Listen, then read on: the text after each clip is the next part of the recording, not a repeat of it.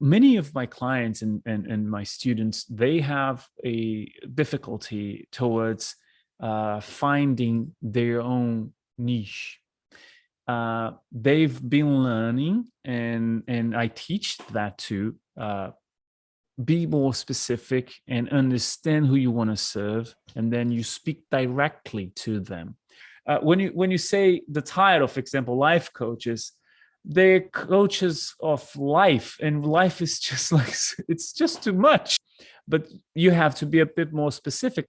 Not only the niche, the area of life. It could be life in general, but you need to narrow down and speak to a certain audience.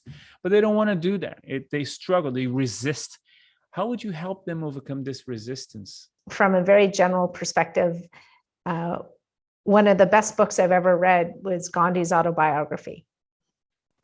And what I learned in that book was his whole life was an experiment.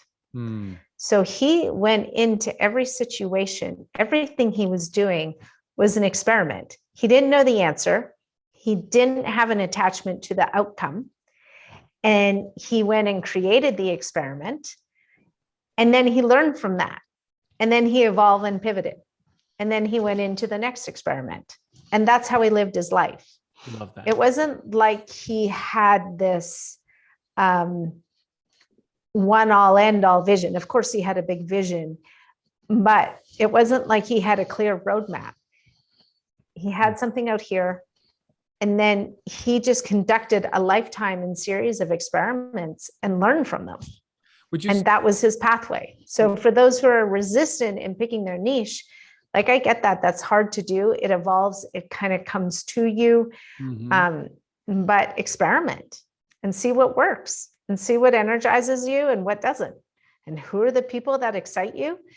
When you're working with clients and you're practicing, take a list and notice the qualities of the kind of people that energize you, and notice the qualities of the ones that deplete you. Yeah. And those don't always articulate a niche, but they'll start to narrow the direction.